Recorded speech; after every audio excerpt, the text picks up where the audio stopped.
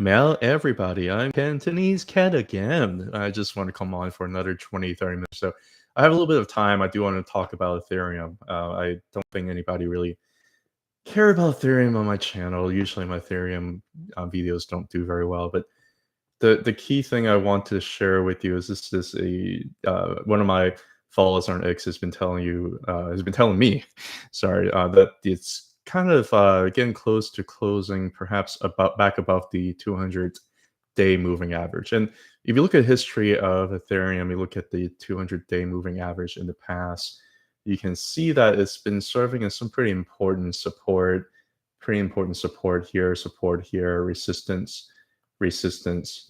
So right now we've been battling the 200-day simple moving average, or SMA. We fell underneath of it, and we've been trying to fight against that, trying to break back above for several days now. And the bears have been really trying to push back us down underneath. We are about another 2 or 3 minutes from closing this daily candle. So I just thought that it was worth watching. If we were able to really truly reclaim the 200-day moving average, that could be a pretty decent thing for Ethereum. Another thing too is I've been watching Ethereum in many different time frames, and different time frames I look at, Ethereum actually doesn't look bad at all. The thing about Ethereum is if you look at the Bollinger Band here on the weekly, you can see that, just look at the volume. Just look at nothing else. Just look at the volume. On this selling of downtrend, you have declining volume, and then you have one big giant volume candle that erase all these bearish sentiment. And the next thing you know, you have another downtrend over here, again on declining volume, that are quite non-committal. And if you're looking for support, you can just see that right now it's finding some pretty perfect support here at the lower Bollinger Band. And it's forming a little bit of like a tweezer bottom, kind of like how it was over here, maybe a little bit over here. But these tweezer bottoms generally are pretty decent bottoms. And it's also at the lower Bollinger Band. So it's a pretty decent support that we may be having. Another thing too, if you look at the 2-week chart, the 2-week chart also gives you a median over here on the Bollinger Band. I guess this is going to be 2 weeks, right? So 20 median is going to be 40-week simple moving average. And it's been serving as really decent support over here. It just bounces right off the median. And on top of that, if you do the Ichimoku cloud on the 2-week, you can see that it's really been finding very, very good support. Basically, just zoom out, you can see that this breaking through the 2-week Ichimoku cloud on increasing volume, and back tested once, bounced on high volume, and back tested it twice on low volume, and finding support, not just at the top of the 2-week Ichimoku cloud, but also at the baseline, or the Kijun right here at the red line. Right? So you're finding a lot of really decent support here on the 2-week chart. And on the monthly chart is even going to be more striking. You're going to see that on the monthly chart, it really does bounce off of the rising Tenkan, or the rising conversion line, after a very, very nice bullish cross that happened in February 2024. So there are a lot of reasons for you to think that Ethereum is going to do pretty well. It just closed today. Above the 200 moving average. It just closed today above the 200 moving average. So it could potentially be a little bit of a trend change. You look at this, it does look a little bit like a bear flag, doesn't it? But the issue is bear flags eventually will end. You can just keep forming bear flags and it just keeps on going to zero. Generally, it doesn't work that way, especially when overall the 200-day moving average is pointing up. So it's probably going to serve as a better support and resistance. And if we fell underneath of it, eventually it's going to break back above, and that's exactly what it's kind of doing right now. In addition to looking at the 200-day moving average, you also look at the Ichimoku cloud. You can see how it's been trying to reclaim the Tenkan too. The Tenkan is the blue line over here, the conversion line. And you might get a little bit of resistance up here at 3,200, somewhere around there now. But it's slowly trying to reclaim a lot of these things back onto its favor. it is still underneath the bull market support band, and it did end up getting rejected a little bit at the bull market support band right there. And that unfortunately is just what happens. But if you look at a more longer term thing, you can see that this is the EMA ribbon, the 20-week on top and the 50-week EMA at the bottom. And you can see how this 20-week is still very nicely separate from 50-week and is stacked to the correct side. And you're basically finding some pretty good support on a very, very thick ribbon, right? So I am not really that concerned about the price action because it's so far still looking for support and finding support. And on the higher time frame, on the monthly, it still looks pretty decent here on the Ichimoku. So I am thinking it's most likely going to end up having some bullish continuation. If anything, I think this look over here, like with the McDonald's sign kind of thing, actually look very, very similar to this McDonald's over here before its bullish continuation. As long as price is above the monthly Tenkan, I still think that this is still a pretty decent bull trend because that's what a bull market does. It rides the Tenkan up alongside with it. So Ethereum is still looking pretty decent. Now, if you're asking me, like, how is Ethereum stacking against Bitcoin? I would say that Ethereum is stacking against Bitcoin just fine. It looks, if you just kind of look over here on the monthly chart of a chart for Ethereum over Bitcoin ratio, you can see that the Ethereum over Bitcoin ratio is reclaiming the Tenkan, reclaiming the blue line here too, and it's also entering the Ichimoku cloud here on the monthly. So there's a lot of things to really be very, kind of bullish about it. On top of that, if you look at what happened, I'm going to turn off the volume here so it's not as confusing. Last time when we're really able to flip the Tenkan from resistance to support, that's when you really have a very big, nice run up, right? That's when you had altcoin season happening.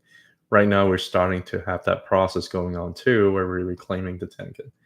On the weekly chart, you can also see that whenever the Ethereum over Bitcoin chart is trying to challenge the Ichimoku cloud, is really challenging it, and then eventually it was able to break inside the cloud and break through the cloud. That's when you really are having a very nice altcoin season, which did happen back around mid to late 2020, and it went on for a while, right? Right now, we haven't really touched the Ichimoku cloud for quite some time until really over the last 2 months or so. We're able to finally touch the bottom of the Ichimoku cloud, and it looks like we're wanting to break inside the Ichimoku cloud. And once that happens, I think you might be talking a little bit more of a potential, push inside the cloud and for it to continue on moving forward. Now, if you ask me what Bitcoin is doing, that's a little bit tricky. I still think that Bitcoin is looking pretty decent, even if it breaks underneath the baseline, if it hits that top of the cloud over there. Although I do think that if that's the case, we might end up going sideways for a lot longer. Partly because I do see a sell signal here temporarily on the EMA ribbon by the Turtle Pro Plus system. And what you're seeing here, you're welcome, Mark. Thank you for joining. What you're really seeing here is that price has kind of back tested the very thick EMA ribbon over here. And when you have that, it gets a little bit scary because it does seem like maybe the trend is getting a little bit weaker. It can still bounce from it, but there's a little bit of reason to be a little bit concerned. Now, if price end up going down to like 51,000 or 48,000, that's when I really do worry, hey, maybe we're going to end up going sideways for a lot longer, or maybe even open up for some lower prices. But if we're not going to do that, if we end up bouncing from the ribbon and just keep going up from here, then we're at a pretty important inflection point, I guess is what I'm trying to say. It does have a very nice tweezer bottom over here, which is generally a pretty good bottom. So I think it's going to be in favor for that. And right now we are reclaiming the baseline for the weekly Ichimoku cloud. So that's still something that is, kind of going for it. Initially I was showing you the 2-day Ichimoku cloud, and I was hopeful that it was going to hold because of how good, of a history it has been in terms of holding. It ended up breaking through underneath, and it ended up trying to back test it a couple times, not really being able to break back through above.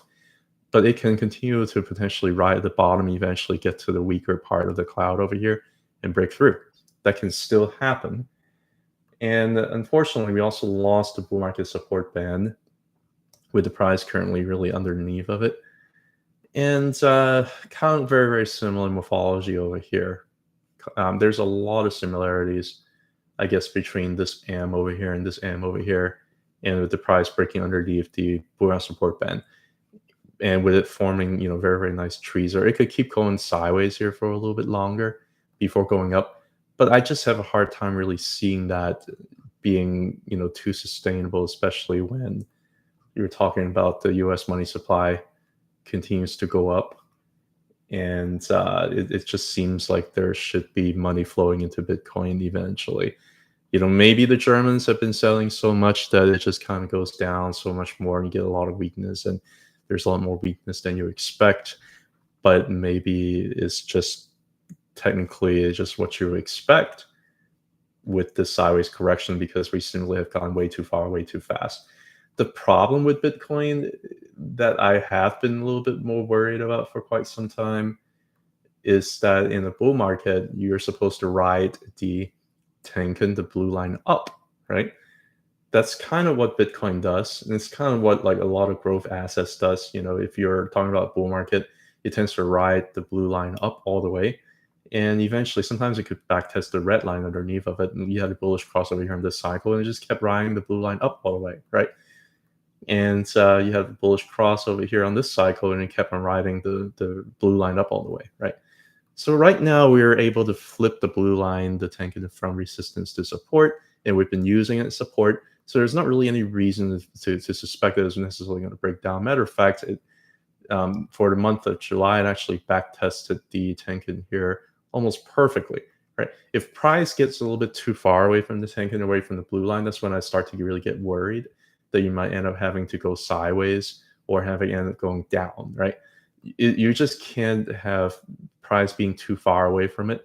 So you either go sideways and wait for the blue line to catch up, or price just simply go sideways or go down to get closer to the blue line before bullish continuation and wait for the blue line to go up, right? Right now, the blue line has gone up, but we've gone sideways, but we had to also correct down a little bit in price to kind of catch that up. Now, with the blue line, how is the Tenkan being calculated? It's being calculated by 9 candles. 1, 2, 3, 4, 5, 6, 7, 8, 9, right? So it's being calculated by current 9 candles over here, and it's basically the top part of this 9 period and the bottom part of the 9 period divided by 2. That's where you get the blue line right there. So you're talking about next month, you're getting rid of this candle over here. You're talking about this candle being the base, and this candle right here is at, let me see, yeah, this candle right here is around 37,600 or so. And then up here is going to be around 73, 74,000. So the average is going to get even pushed up even further, right? Because you're getting rid of one of this candle over here at the low, and it's going to keep pushing price of Bitcoin up. So I think that it's most likely because of what I'm seeing here. This actually makes me a lot confident that I think Bitcoin is going to continue higher. And that's kind of my thoughts on that. I don't know how many people are watching right now. Maybe like 5 people? Do you guys have any questions, anything you want to look at? I probably have to go in maybe like 10, 20 minutes. But I can look at a couple other ones here. I talked about stocks earlier, so I'm going to talk a little bit about crypto here. One that I would like to talk about is Doge. I'm pretty bullish on Doge. And even though price have kind of gone down a lot from the March high, I think this is more than just a pump and dump. I mean, sure, it was a pump and dump, but I think it's more than that. Because of that pump and dump, you're talking about some slight change in market structure. You're talking about, really making a higher high and trying to find a higher low, right? So there are a lot of things that are positive about this. And I like to look at Doge based on looking at cycles. And this the way that Robinhood. I'll talk a little bit about Robinhood in a little bit. If you're looking at sideways here for Doge, I like to look at 3 cycles. You have a cycle over here, cycle over here, and cycle over here. And what generally happens is you have a little bit of Bollinger Band squeeze, and then you end up having a pretty nice bull trend afterwards, right? I think right now we have a Bollinger Band squeeze. We have a very nice push up, but I think the cycle is going to be probably longer than the cycle over here because COVID really has kind of slowed down the cycle over here. So I think the cycle is probably going to be a little bit longer. If you have to ask me like the correlate between the cycle where we are at right now, I think this right here pushing above the Bollinger Band and going back down to the median to the 20-month moving average that's a little bit flat, getting ready to push up probably is very similar to over here, right? Around July 2020, we have a big push up of Doge and it just end up coming back down, form out a little bit of a higher high and form back down here to back test the flattening 20-month moving average before push up higher. I think there's a lot of very similarities between here and over here. What is ARC-HK or HR? ACHR. Okay, I'll take a look at those two. But because of what I'm seeing over here, I still think that Doge has yet to run. And yeah, so I'm still pretty bullish on it. I've talked about this previously, so I'm not going to talk too much about that right now. I'm going to get into some of your chart requests here. The first one is I'm going to get into is Robinhood. And with Robinhood, things have simply just gone way too far, way too fast. It got rejected here on the 0.5 Fibonacci level. When you do a lock scale, like it's not surprising, because if I turn off the can here, because the very simple fact is this: if you're talking about the Bollinger Band, and if you get way about the Bollinger Band for a couple months in a row, you're always going to be at risk for price going sideways and trying to get back inside the upper Bollinger Band, especially when you talk about monthly. You can't just have like bam, bam, bam, all these candles. If you have like 5 candles that close, outside the upper Bollinger Band on the monthly chart, like the cycle, I'm worried about the cycle being over. So this is all very, very healthy price action. The Bollinger Band is still expanding. It's just simply going sideways. You're talking about the weekly. The weekly actually looks like it's squeezing a little bit. It looks like it might actually be getting ready over the next 5 to 8 weeks maybe to kind of potentially push price up even higher because it's starting to kind of squeeze and the median is pushing up. The issue, as I was saying before, and I was asked about this too, is what is happening with this bearish divergence, where you have price gone up and you have a very toppy candle over here. This is basically like a gravestone candle. Or they basically have like a long wick above, basically meaning that your bulls have been spending a lot of energy trying to push above, and they're unable to do so, and the bears push it all the way back down. Usually these are kind of a little bit of a toppy candle. So when I see a bearish divergence where RSI goes down and price gone up but looks a little bit exhausted, I generally think that price would end up correcting either by price or by time or a combination of both. Now, it has surprised me because I really thought that we are going to end up correcting by price. Part of the reason why is because there are some supports down here that it could really use to try to back test before going up higher, right? And it just kind of show you how strong this stock is. It refuses to do that. It can still end up doing that, but looks like we've been gone through periods on the 1, 2, 3, 4, 5, 6, 7, 8, 9, right? So next week you're talking about the Tenkan over here is going to push up right around like to 21 to 21 and a half or so. So you're really talking about price could potentially find some pretty decent support down, and it might end up just correcting sideways over here to play out this bearish divergence.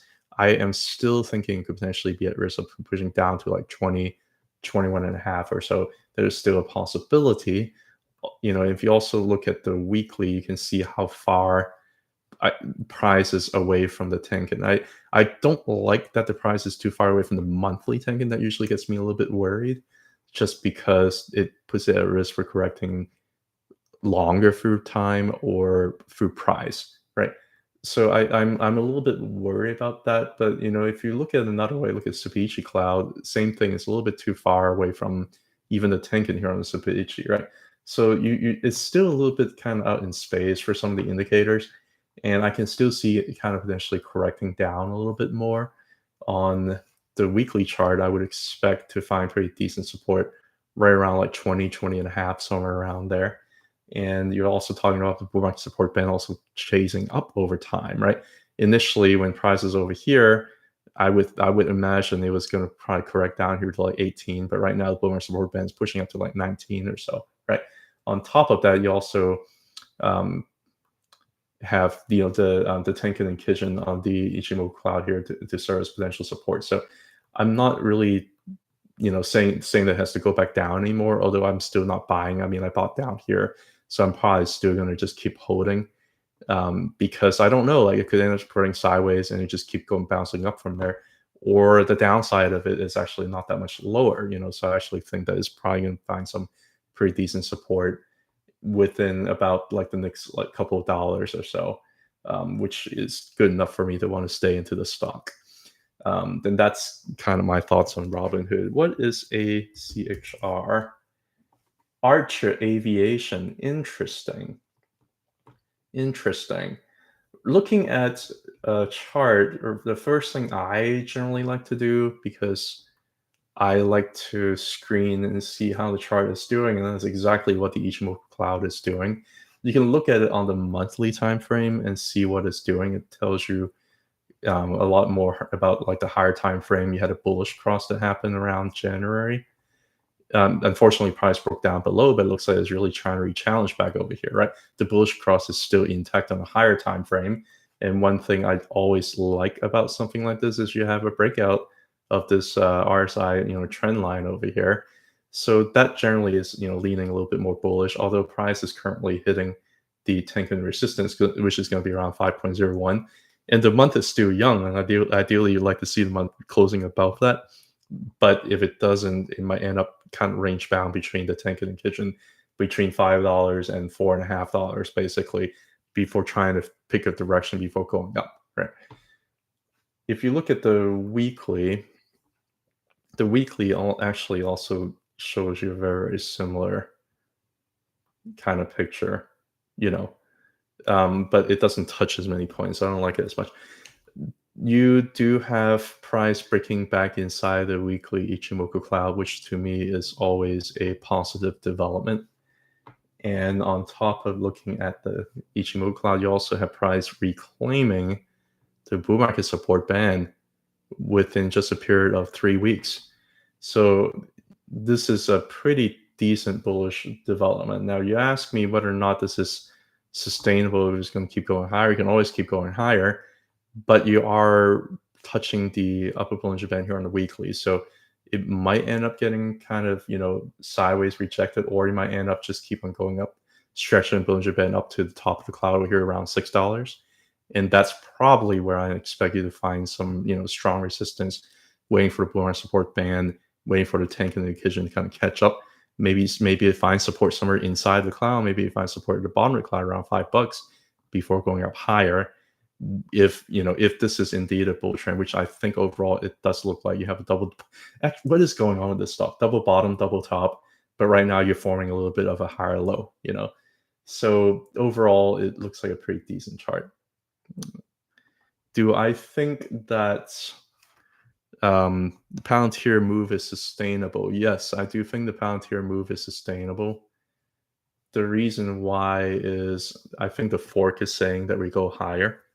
That's why I think it's sustainable. The issue I think with Palantir would be we are right at the RSI. I haven't done that many RSI trend lines. I don't know why, but like we're right at the RSI trend line right here. And there's a potential for it to get kind of rejected here, right? If it breaks through, oh man, like if it breaks through, you're talking about like 30, 35, but we're right at resistance, which is why you're having seen price have a hard time breaking above like 27.5 and 20 and 28. The other thing about the price action that makes it a little bit harder to continue on short term is that it's a little bit outside the weekly Bollinger Band. Like it's just a little bit way outside of the Bollinger Band. We closed the week above of it. We closed the week before above of that as well. So think that it's not the end of the world to kind of cool down a little bit before further bullish continuation. Although it doesn't really matter what I say, because when Palantir wants to go, like over here, it just ends up going boom, boom, boom, boom, like close like 5 candles above the upper bull in Japan, right? So I would say that we're right at a very important inflection point, because we're seeing the RSI trend line hitting some pretty strong resistance right there, and we're also seeing price outside the upper bull in Japan on the weekly, right? So this would favor that is overextended and that they might need a little bit more cool down, but it doesn't guarantee that it has to happen. I like the monthly chart very much. I'm going to turn this off here. I like the monthly chart very much because it just bounced up from the Tenkan. It looks like it wants to go higher. Now, the problem with that is, as it wants to go higher, is a little bit far away from the Tenkan now, isn't it? So I would like to see some of the indicators kind of cool down a little bit. And on top of that, you're also talking about, as we are going through the trend line going down like that, we just talked about that. You're also talking about you're having a little bit of a bearish divergence too, right? Price is going up, but RSI is kind of still pointing down. So there's still a lot of short-term things that are preventing it from just keep pushing up higher. Although I think the stock wants to go higher. Looking at the monthly time frame, I think the stock wants to go higher. But there are going to be some stepwise changes and stepwise things that it's going to need to do before it climbs up. We're going to need to break out volume shelf here around like 27.5 to 28, 28.5, somewhere around there. And we are having a hard time doing that because we have a lot of resistance right here in the top of this range that we spent a whole year over here around late 2020, 2021 on. So we're going to have a hard time to really try and push back above that, right? It's unfortunate, but we'll see. Do you think I get a crash once rate cut hits? So September-ish. I don't understand like the entire argument that rate cuts is going to bring on the recession, is going to bring on a stock market crash. I don't buy the entire argument. I'm going to pull up something here, actually. Let me see. Let me see if I can pull up the Russell. And I'm going to outline it with something, and I'm going to show you what I mean by, like, I don't know why the narrative is that whenever you have a rate cut or a rate rising in like IWM or small caps or whatever stock market, why it's all like rate sensitive. I'm just going to pull up like the 10-year yield. And I'm going to make them both lines to make them, kind of more easily accessible. Let me see here. Whew. Okay. Not doing a very good chart review. There you go. So I don't understand, like, why do you think that they are always going to be inverted? There are period of times where rate drops and it's associated with market dropping, but you also have period of time where rate drops and you have market rising. Like, I never understood that correlation. You can always make the argument about how like rate cuts are indicative of the Fed needing to do it, but they're always like a couple things, right? First of all, you can get into a situation such as like the Great Financial Crisis where you're having a lot of liquidity crunch, right? When you have a lot of liquidity crunch, you're going to want to drop rates, but then rates have a delayed effect. So whenever rates start dropping over here from the Great Financial Crisis is actually when you have like a big giant run up, right?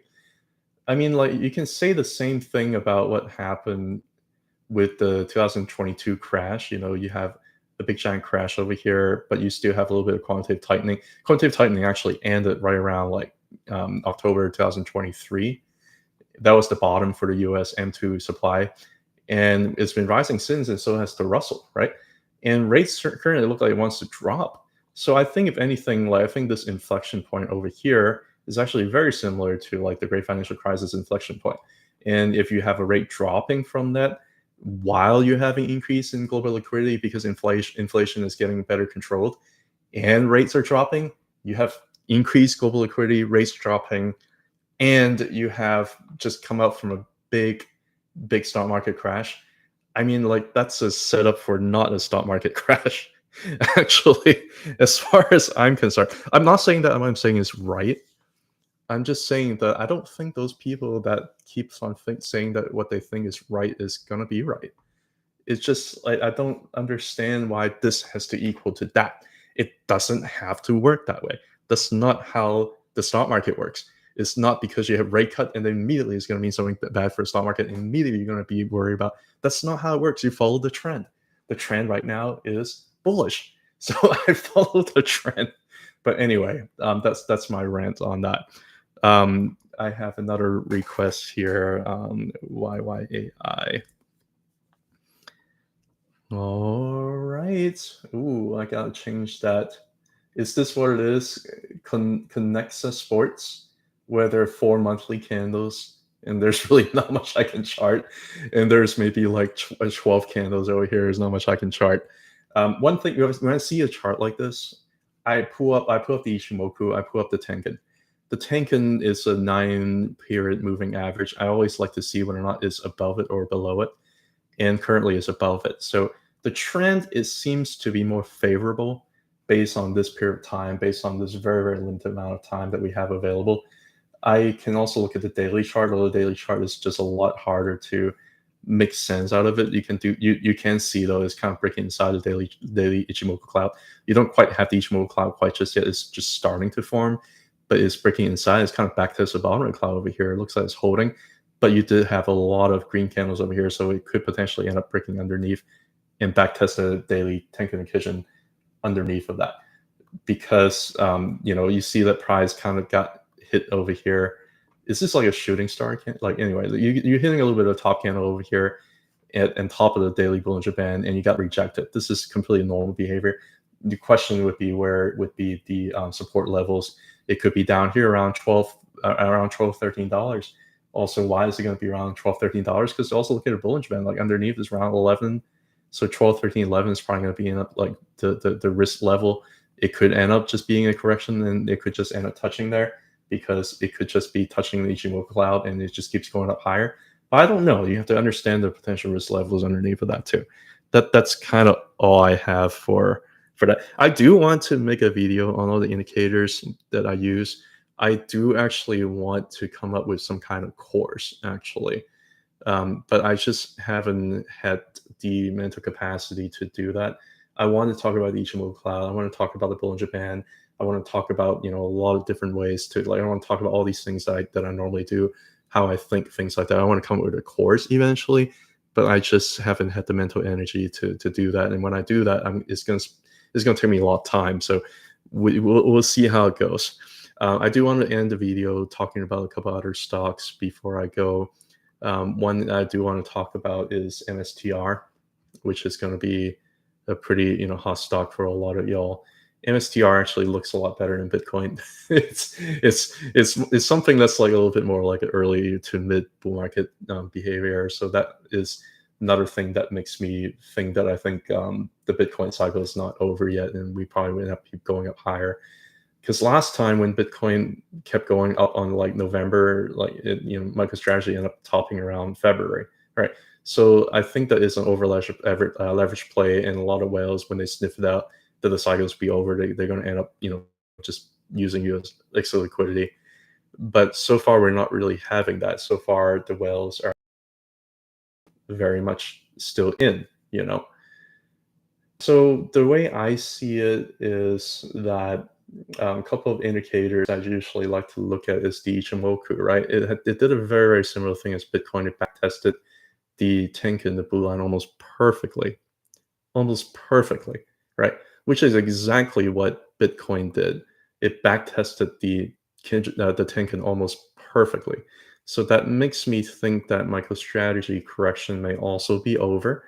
And the other reason why I think that this is a much necessary thing to cool down sideways is because prices went way too far above the Bollinger Band. I do think that this looks less exhaustive than this over here, because over here you really have a lot of candles just kind of closing above the upper Bollinger Band in a row. It looks like you're really trying to just speed up the bull market here and just get completely exhausted. You have a candle that's like way outside the upper Bollinger Band, even touch the upper Bollinger Band. That's exhaustion, right? You're not really having that. If anything, this looks a little bit more like a nice bull flag inside of a Bollinger Band. It just wants to cool down, and that's what it looks like to me, right? Finding support right around the rising Tenkan, that's important. You didn't have that during the last cycle over here. This is very, very different behavior compared to that behavior over there. So I'm not really that worried about MicroStrategy. I think it's probably going to end up keep going higher. You ask me how much higher? Maybe 5,000s, maybe 6,000s. That could be the end of the cycle. Nobody knows for sure yet resistance, and there's a lot of resistance that we need to break above before getting there. But that could be one thing that we could be looking at. Coinbase. This is probably going to be the last one that I've got to go. Thank you for joining and asking questions. And by the way, I like the interactions. If I have time, I might just do more live streams and just do video cutouts from them. I don't know. But this is Coinbase. What you're really looking at with Coinbase is the monthly chart, looking very, very similar, very, very similar to. Yeah, I know MicroStrategy. If it splits, like even I want to be like buying more if it ends up splitting. But Coinbase is got a very, very similar look to Ethereum, I think. I'm going to pull the GAN off here. I'm going to pull the Ichimoku. You can also see like how Comprise went sideways for like 5 months because it's waiting for the Tenkan to do something to catch up. It just hasn't done that. It would not be surprising to me at all if it goes down further and the Tenkan pushes up, kind of like what MicroStrategy is doing. It would not surprise me at all, but simply like I think it wants to touch the Tenkan or wait for the Tenkan to go up. I don't know what it's doing. Like that's bull market behavior, but it's just kind of hanging out in space. I think part of it will also tell you how strong the support has been. That even though the natural magnet is to go back down to like 170, 180 to touch or get close to the Tenkan, is having a hard time really doing that, right? Bollinger Band is closing inside, so if it's not going to go down, it's going to go up. It's going to go up. It's going to gravitate to the upper Bollinger Band. Is going to be around like the 260s, 270 maybe. So right now it's just kind of hanging in space. It's either going to be up or down. It's trying to go down, but it just hasn't really been able to. So we'll see what happens. If you look at the weekly, it's just stuck in the range. It's stuck between the Tenkan and Kijun. It's just not really doing anything. It's still stuck inside a boomerang support band. Again, it wouldn't surprise me if it goes down to like 1 or 200 or maybe even lower. It would still be a pretty bullish, higher time frame, thing. But right now, you're still finding some pretty decent support here. That's probably why price hasn't really gone down that far. So BG Cloud, yeah, stuck in a range. It's not really doing a heck of a whole lot. It's just consolidating. The important thing is like this is all just chop. This is completely meaningless because the volume is not there. So I think Coinbase is going to get done with its consolidation sideways. And as long as it reclaims the 0.5 Fibonacci level at around 230.5, the next price is going to gravitate to is going to be around like 400. And then after that, maybe the golden rate, so like 1.618, Fibonacci level extension around 600. After that, you're talking about 4 digits, right? But right now we're just overextended. We're trying to break above some of the resistance zone over here. It did have a very nice bounce from the arc. Could it bounce back down to the arc again around like 200 again, or maybe even go down underneath to like 180 to this Fibonacci level and down underneath to back test it before going up further? All these things are possible. Do I think that Coinbase is going to do that? Probably not. The reason why is altcoins like the others chart. This is the others chart, which is the cryptocurrency market cap, excluding the top 10 coins. So this is a really good way to reflect on what altcoins are doing, right? Which you would imagine Coinbase is going to be dependent on. It's just bounced from the top of the weekly Ichimoku cloud like perfectly. So because of that, because it's found such a critical support and such a clean support zone right there, and because a lot of the altcoins, including Ethereum, like Ethereum is just absolutely gorgeous in terms of in terms of what the support is able to find, in terms of the 2-week morphology I was just talking about at the beginning of the video. I just have a hard time really seeing Coinbase really going down. The furthest down it goes maybe like 180, but it's entirely possible that if it ends up back testing, 200 is going to be a very, very, very, very, very, very strong support zone. After that, be 180. But 200 is probably going to be probably as low as it would go. Um, if it goes lower, I'm sorry, guys. I'm not, I'm not deterministic. I'm just more probabilistic, right? If it goes down further, then 180, 183. If it doesn't, if it goes down, I think the risk level is going to be around 200. But you also have to think about what the risk levels are upside too, because if you miss the upside, that's also a risk. And I think a lot of people forget about that during a bull market when it's forming higher high, higher low, higher high, higher low, higher high, higher low, higher high, and higher low. It's a bull market. So there's also a risk for loss opportunity if you're too scared. Anyway, gotta run. That was fun. Two live streams in a row and people actually asking questions. I totally did not expect people to come on like on such an impromptu live stream. So it's hard for me to schedule these things because I never know when I have time. But yeah, thank you so much, you guys. Have a great weekend. I'm going to try to do some kind of collaboration with somebody that I've known for a very long time. Maybe tomorrow, maybe I post a video or two tomorrow night or the day after. But anyway, you guys have a good weekend. Bye.